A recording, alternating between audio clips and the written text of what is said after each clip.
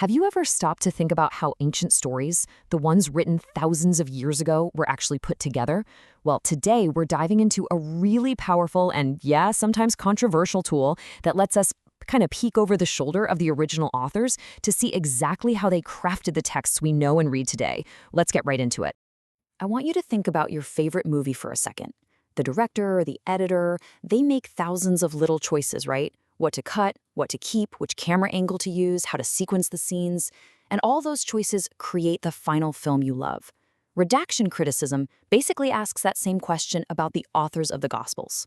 Were they just reporters writing down what happened? Or were they more like film editors with a very specific vision in mind?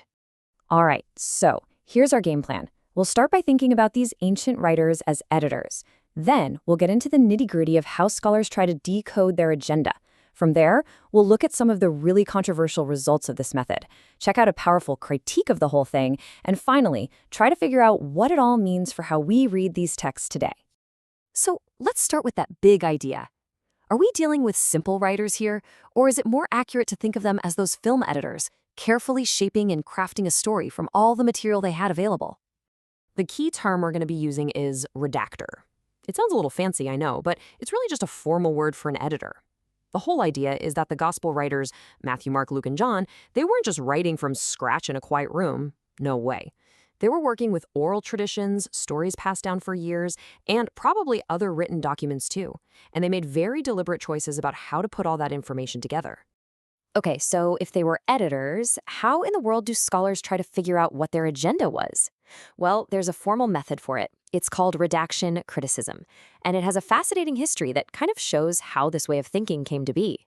You know, this method didn't just appear out of thin air. It actually built on earlier ways of studying the Bible.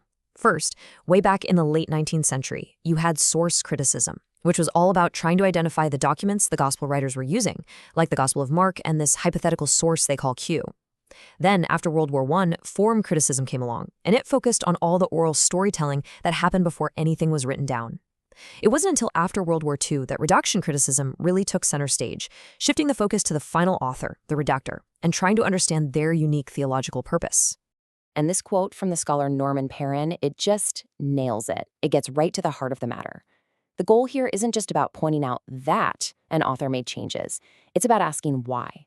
What theological point was Matthew or Luke trying to make by collecting, arranging, and even modifying the stories they'd received about Jesus? That's the million-dollar question. So how does this actually work in practice? Well, it usually boils down to a four-step process. First, you lay the text side by side and you spot every single difference, big or small.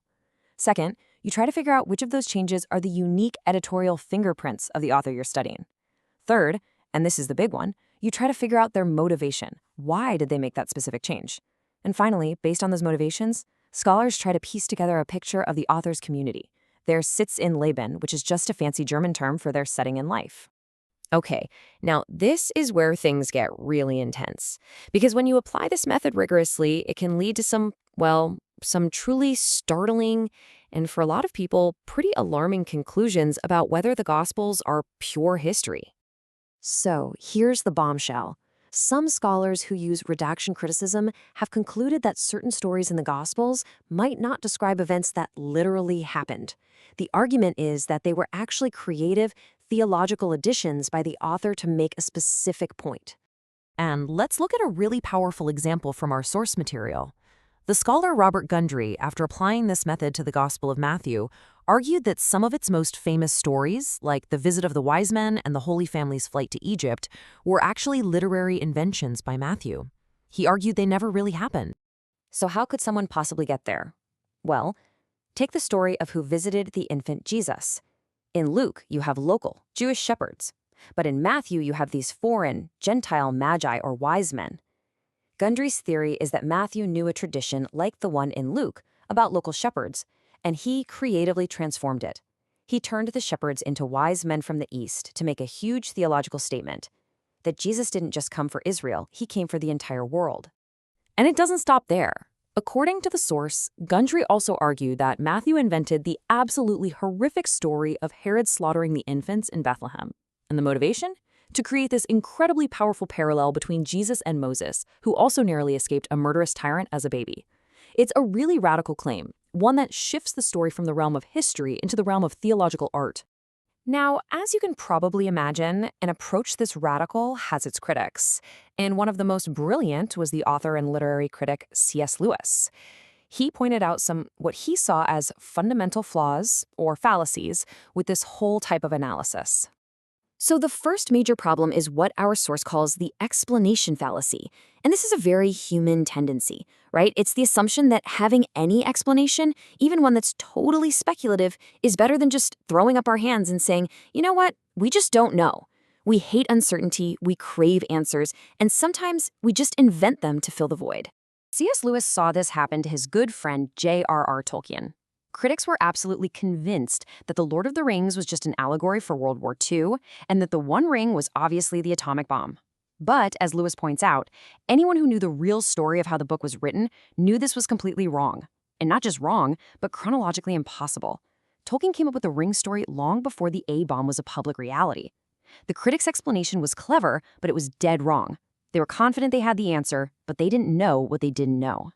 The second big issue is the dissertation fallacy. In the world of academia, there's this huge pressure to be original, to come up with something new to say.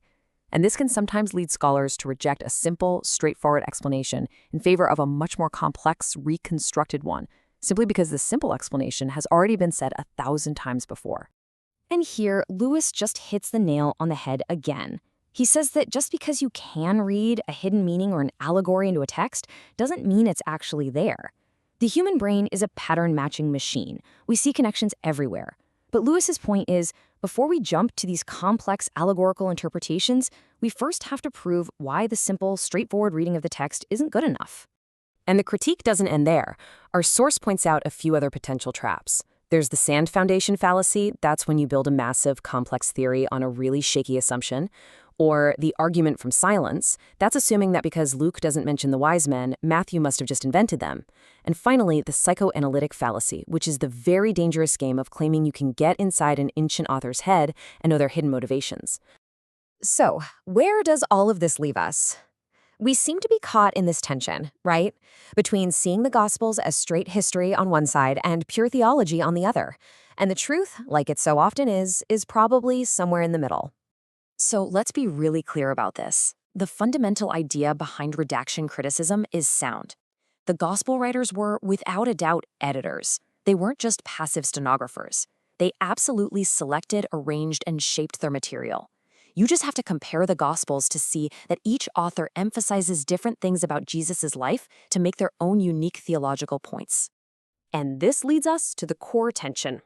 On the one hand, redaction criticism is an incredibly powerful tool. It gives us a fascinating window into the beliefs and the concerns of the earliest Christian communities. But on the other hand, its critics are waving a big caution flag, reminding us just how hard it is to read an ancient author's mind and how we can't just assume they invented stories out of thin air. Now, if you take this method to its absolute logical extreme, you can end up with this pretty stark statement, which is quoted in our source. The idea is that the editor's voice, the redactor's voice, becomes so loud that the original voice of Jesus becomes just a faint whisper. In this view, the Gospels tell us a lot more about the church that wrote them than they do about the historical Jesus himself.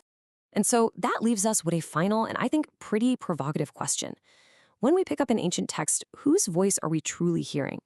Is it the voice of the original subject, faithfully recorded? Or are we mostly hearing the voice of a skilled editor, whose own choices and motivations have shaped that story into something new, forever changing how we hear it? It's a question that really forces us to think hard about how history is made and how it gets told.